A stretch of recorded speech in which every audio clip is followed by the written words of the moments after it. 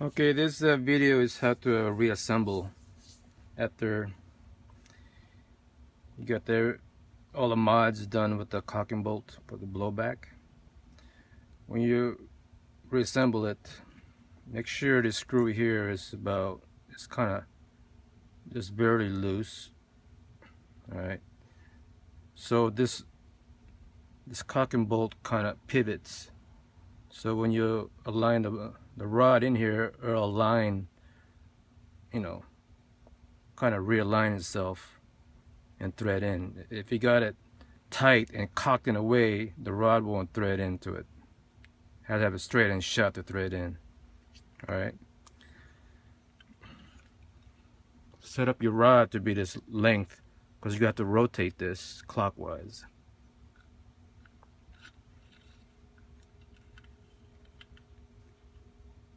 You kind of move it forward more and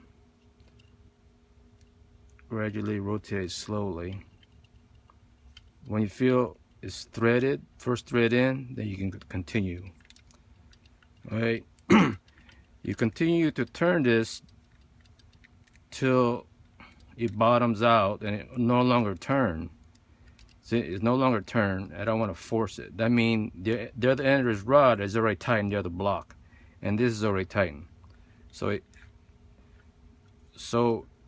you can align when in this position. You can go ahead.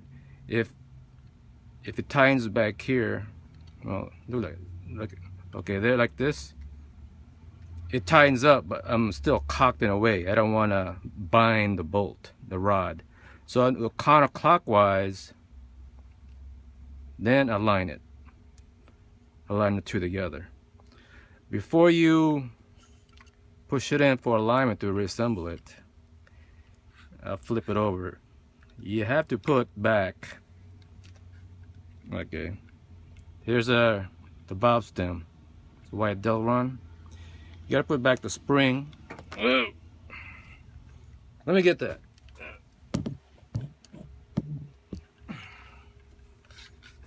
Okay. You drop it, you just gotta clean it up. Put it on top of the valve stem.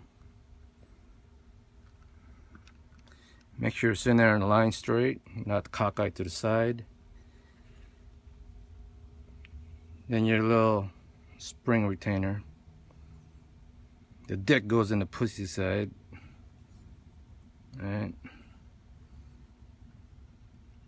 It's like that. So when you realign everything, see, it won't, I need to go clockwise on this, the other direction. Alright. Now I could align the pins. Right. You gotta do two things here. Align those two pins, and you gotta align the reg in the hole. While you're doing that, also you gotta keep this spring retainer straight. Because it has to sit straight on the regulator. All right. I'll put a different spring O-ring on this one. All right. A thicker O-ring. So I want to start it first. It's kind of hard to do this one in and keep an eye on the other. Since it's a thicker O-ring, it takes more pressure to put it in.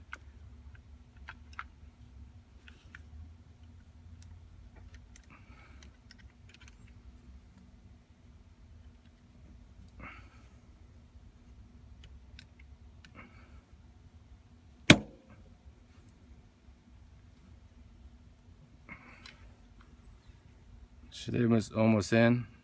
The regulator is, you gotta wiggle it back and forth until it's almost flush evenly. Then you gotta jack it in with the screw.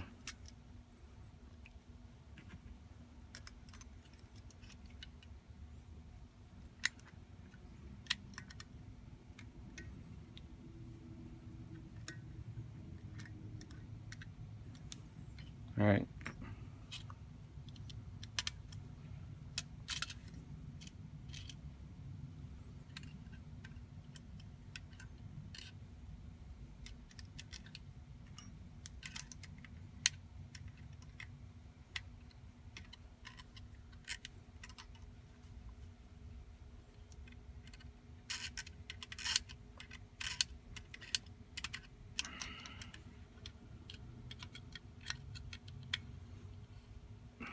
bear with me.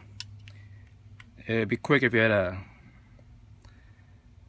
you know, hex with the, I don't know what you call it right now, but it's a ball Allen. It's quicker. Okay. We tighten this, make sure it's equal all the way around. It's not cocked in a way while it's going in. Kind of stagger it. When it starts to bind a little bit, switch to another cap screw and tighten it down.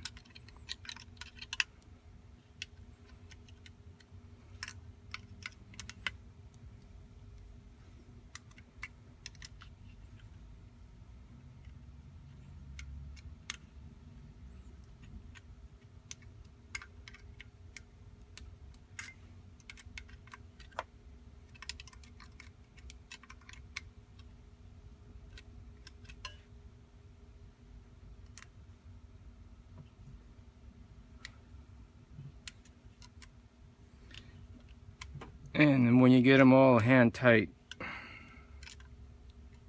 then you start torquing them. This don't require a lot of torque, guys.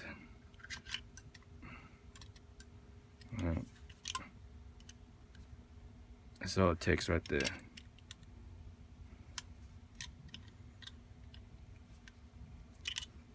There. Now, you know, I had a leak right here in this cap. Actually, it's cut off like this. It's a regulator reservoir for it, and it's the same O-ring that's used on here and on here. We'll just remove the cap screws and turn it counterclockwise, whatever, till this two ends sits on the side that has something to grip. So you pull it side to side and it comes out to replace the O-ring. All right. Also, you can remove this to check the alignment of the valve stem. You can see it. All right, that's it for this section. We'll continue on for another video. It gets too long, so break it up in segments, and you know, so it won't take so long to, you know, load it onto YouTube. Catch you later.